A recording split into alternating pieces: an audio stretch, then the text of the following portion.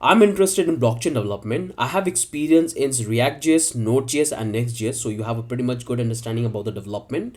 Is it necessary to have a tech degree? Because most of the company want to have a tech degree. I have worked as a QA in Web3 companies, so what's my suggestion? So you already work on this three technology. You have already worked in a Web3 company. So if you're talking about the tech degree, obviously it will help you if you have, but those of you don't have the tech degree, you can also be into the industry, but for that you have to put extra effort. Even I don't have tech degree, but I'm working with a company, so you have to build your portfolio. You have to prove yourself in the industry that you know the work, you have that skill which you can provide. So right now if you look at the industry, right now industry is quite open to all. If you have the skills, if you have built something which can solve the real world problem, you have the understanding about the fundamentals and the programming language, then you are welcome. The one exception you have, that you have to do a little bit extra effort, because those who will have the degree the company will prefer, there is no doubt in that, but you have to prove yourself, that you have to prove your understanding about the concept, about the development, and whatever the requirement of the company. If you can fulfill that, you are welcome. It's all about the requirement. If company want you to know a specific programming language, specific tool, and you are providing that, other student on the other hand they don't have that skill, then definitely the company is going to take you. Company wants someone who can work for them on the given project. But when it's come to hiring in the company will definitely go with both options. They want someone credible who can work in their organization to work on the given project. So you have to work on yourself a little harder, because you come from non-technical background. There you have to prove that you know the skill. If you think that you want to be a mediocre developer and you're going to apply and you will be rejected and you will say that it's not happening, they're not taking the student, it's not like that. Because right now most of the developers who complain about this, that I'm not getting job, I'm not getting internship, they're mediocre. To be honest, even right now when I want to hire someone to work on my existing project, like, they're not good enough to complete the project without the intervention of the senior developer. Like, I have to personally tell them that this is what they have to do.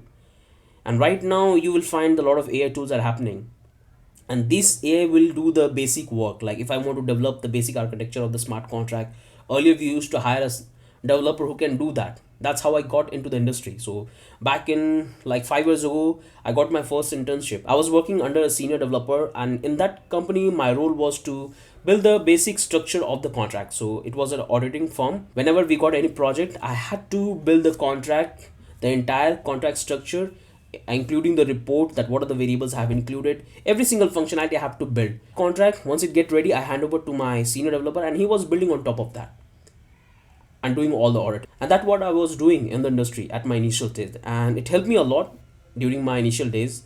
Like, the senior developer was super good. He taught me a lot of things. So that how thing was happening like 5 years ago. But now those basic work, like building the layout, building a simple structure, or the report of the contract, can be done with this AI model. You can simply feed that, or you can simply ask them in the prompt. They're going to give you the layout, and you can simply develop on top of that.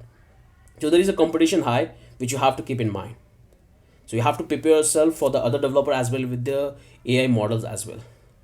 So that's the thing I would suggest you. If you are really interested in blockchain development, then you have to work on your portfolio. You have to build some good project, real world project. Check out the project we have on our channel. Build something like that. Build at least 5 projects with 5 different business model. Like, build Uniswap cloud, build NFT model, build boarding, chat communication, build a supply chain management, health management app. These are the real world problem you are solving, which exist in the industry. If you talk about the health management app, what happens right now in the medical industry? Right now we cannot able to track the entire medical history of the patient, and that's really a real problem in the industry. If you build a system where you can simply track down entire medical history of the patient, where you can look up their health checkup, who consulted with them, what are the medication they have taken, what time they have visited the doctor, how oftenly they are doing this checkup. If you can build something on top of that, it's going to be a really valuable product in the industry. So check out all the projects we have. It's help you a lot.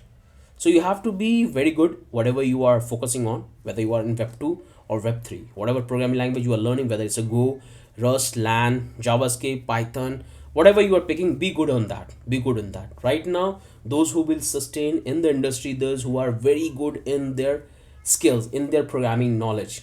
If you are a Solidity developer, you have to be very good in that, because most of the basic work can be done with the help of this automated system. And why would any company waste their money for hiring extra developer for the same work which can done by easily with this AI model in a very fraction of time? So you have to be smart. You have to ask yourself that why anybody would hire you, what value you are bringing on the table. And you should always compare yourself with any tool, any technology. You should compare yourself and be and have some faith on your learning. Have some faith on your learning. You have to give constant apply to company. Like every single developer has to go through this. Like no one will get their job internship in their first arrow throw.